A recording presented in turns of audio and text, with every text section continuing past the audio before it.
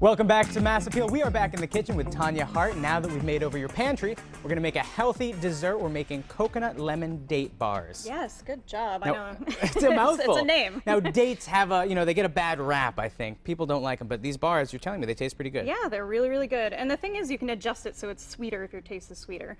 For me, I don't eat a lot of sugar, and so for me, 12 dates is good. And so that's in the recipe. If you want it to be sweeter, you can add a little bit of that coconut sugar we talked about earlier. Sure, but not the white sugar. No, not the white stuff. Or you can add a little bit extra dates, so it's really up to you to kind of adjust. But so again, this is a good basic recipe, and the dates, they're adding the sweetness. That's the natural sweetness. The dates are dried, and they are. If you can eat one if you want to try one. There's more than 12 in there, but they're good. They're like pretty sweet, and they aren't bad. Yeah, they're really good. My grandmother used to eat dates, and I never did. Yeah. Like, I don't want those. I like dried prunes, too. Do you really? Yeah, I'm partial. Yeah. All right, well, let's make some of these bars. Yeah, so what we're going to use is a base of nuts and dates. Really good. Tastes like a raisin. Yeah, it kind of does. Well, we're going to move away from the dates. Yeah. So the base of the bars is nuts and dates, and so you can kind of vary out the ingredients as you want. So like if you didn't want lemon flavor, you could throw in cinnamon or pumpkin or spice or orange flavor or something like that. But today we're using lemons because it's getting summery and lemons are summery. Lemons are getting to be in season now. Exactly. So we have nuts, and you've been combining them. The cashews have been soaked, and that makes them really soft and moisturized, so the bars don't dry out when we bake them. It's a great idea. So you soak them for 8 hours or more. Mine were sitting overnight in the fridge. Can you do that to most any nut? Yeah, any nut. And then when you grind it up, that's how you make almond milk. You can soak almonds and then grind them up and strain them. I think you've just given me something to do this weekend. But I digress. So, so what we're going to do is I have some nuts in here pre-ground, and we're just going to throw everything into the food processor, and that's what I love about this stuff. So the first thing we're going to do is throw in all the dates. All these dates, which are a little bit sticky. They're sticky. And then we're going to throw in these soaked cashews, just the last few here. So that's a cup of cashews and about a dozen dates. This looks like some raw coconut? Yeah, and so this is, a lot of people use flaked coconut that's sweetened in baking. And so instead of that, we want to use like unsweetened, dehydrated coconut. Because we already have our natural sweetener, the dates. So to flavor these, you just put in the lemon juice, which is the juice from 2 lemons, and then the lemon zest. And the zest is the peel from the outside, and you just use a grater or something for that. And it brings out, it's all those natural oils that people love. Yeah, and it's just so fragrant. You could smell it. This is the coconut oil. It's a tablespoon, so we saw this in the pantry. And this is instead of those oils that you say are butter. terrible. You could use butter, and that's healthy, but it's instead of the Crisco and instead of the vegetable oil. You don't want that stuff.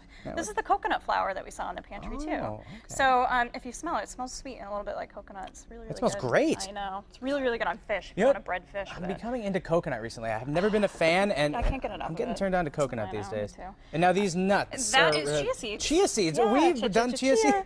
Chia, healthy seeds. Yeah. So. Well, because chia seeds, they aren't just for growing odd-looking plants in your house. No, they have great health benefits. Yeah, they actually do have really good health benefits. These will actually swell in the bar, and they will make them a little bit fluffy and moisturized, and then when you eat them, they're actually going to hydrate. They're going to soak up all the good stuff in your stomach and make you feel really cool. That's great. So now we blend everything together. Yep. We need to close it so it doesn't spill everywhere. Yep, good job. And so you let this run for like a minute or two, and it turns really soft into a dough. If it feels a little bit thick or dry, you can add water to it or a little bit more lemon juice. But you're going for a dough-like consistency by the end of it. Yeah, exactly. And it's easy. It's just going to be pressed into our dish here. And if you want to lift it, I'll scrape. Lift? I'm going to break your food processor. There we go. All right.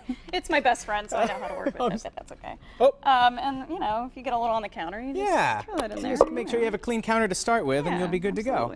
And so this is just really kind of fun and easy, and you just kind of press it down in there. Now, and I've greased the glass container here with the coconut oil, so like I said, you don't have to use the shortening and that gross stuff. So after we grease it and press it down and put it in our little 8x8 dish, we stick it in the oven at 400 degrees for about 18 minutes. 400 degrees, 18 minutes. I'll stick it in the oven. You want to show off the final product? And then actually optional to make it look pretty. I didn't know we were doing that.